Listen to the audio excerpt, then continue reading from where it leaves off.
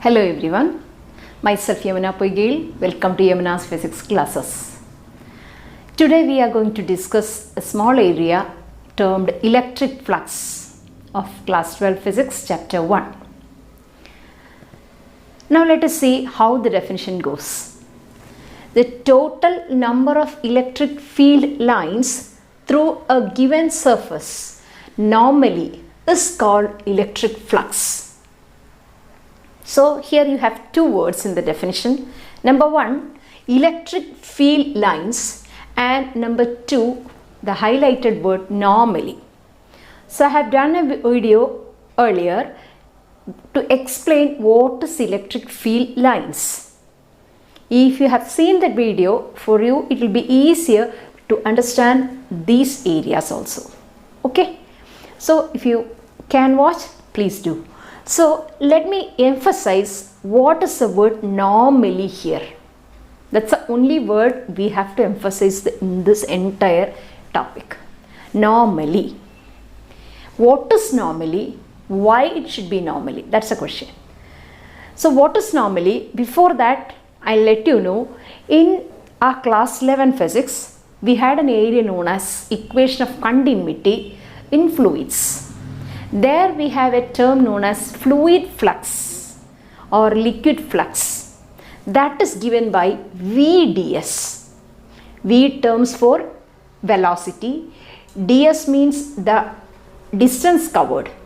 So that was there which you have taken, that was the area, actually it was the area itself, area and velocity.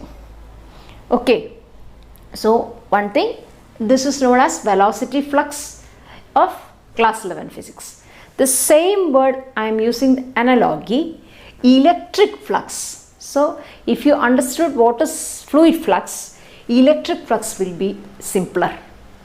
Now come back. This is a field line showing uniform electric field lines, equally spaced, straight line showing uniform electric field lines. Now you just imagine this is a uniform streamline flow of liquid.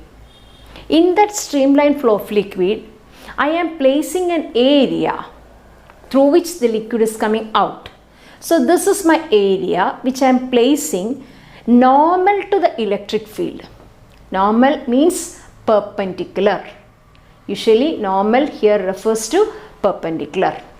In frictional and all we know normal means that perpendicular drawn to that surface. So here look, this is my surface.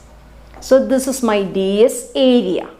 And very important thing is, if this is the normal to the surface, you have to construct an vector, unit vector in this particular direction. So an area, so this n cap refers to a normal which is perpendicular to this surface. So this is my ds and this is my n cap. So look at the direction of n cap in this direction, electric field in this direction. So we can say both E bar, it's already a vector, n cap which gives the direction of this area. You know ds is a scalar quantity, area is a scalar quantity, but we are using the term ds bar. We will come to that later. So you need a vector to specify ds. That vector is unit vector n cap, and n cap is for sure perpendicular to the surface, and it should be outward drawn normal. This should be outward drawn. That's also very important. Outward drawn normal. Okay. So here you can understand E and N bar. E bar and N cap are parallel. So there is no angle between them, or the angle between them is 0. Clear? Now suppose the same area I make a slightly inclined. So I am putting like this, just incline. So what about the normal here? The normal here will be somewhat like this. Look at that area, it will be going like this. So here this is the direction of dn, here this is the direction of E. So there is an angle theta between them. So what are the three quantities? Electric field E bar, n cap. What is n cap? N cap is the unit vector outward drawn normally to the surface ds. So one thing n, one thing E bar, the other one theta. What is theta? The angle between both E bar and n cap. All the three written together is known as electric flux phi. It's a new term. This pronunciation is PHI phi. Alpha, beta, gamma, we know the symbols. Similarly, we have a new letter phi to represent electric flux. It's given like E bar dot ds bar. E bar is electric field. It's very clear. ds bar, now it is clear, known as area vector. And I told you how to draw the area vector. Clear? So, A dot B is nothing but mod A mod B cos theta. So, mod E mod ds cos theta. So, the magnitude is obviously, if it is dot product, this is a scalar quantity. Once it is a dot product, you know it is a scalar quantity. So, it's obviously scalar E ds cos theta.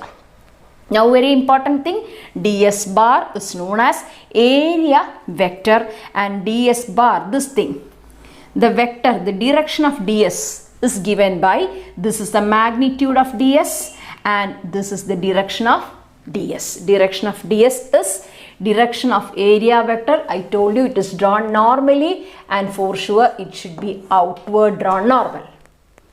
Clear? So that is all with flux. What is electric flux? Clear? Now, once you know any physical quantity, we have to learn both unit and dimension. What is a unit? Unit, you can write all the units individually, you know. E is F by Q. You know, E is equal to F by Q. So it is Newton per coulomb. ds is meter square. I told you this is area. For area, the unit is meter square. Cos theta, no units. So you have the unit as Newton, coulomb raised to -1 meter square. And once you have phi dimension is E into ds, because again cos theta, no dimension. So you will have dimension of E. What is dimension of E? F by Q. F is mLT to the power -2 divided by Q. How to get Q? Hope you know the dimension of Q. Q is equal to I into T. So what is I? A. What is T? T. So what is the dimension of Q? This is the dimension of Q. That's how you get the dimension 80. So 80 you will get, and substitute here. So what you will get? M L A to the power -1 T to the power -3 from here into L square. Taking together, M the power is 1 itself, L1 2, that is L cube, A to the power -1 T to the power -3. So this is all what you know about electric flux, and I write in this manner just for you to take down while you are listening to me. So notes is also over there. You can also get the concept in a simpler way. So thank you for listening. Suppose you have any queries regarding this topic, please put in the comment box. Thank you for listening once again.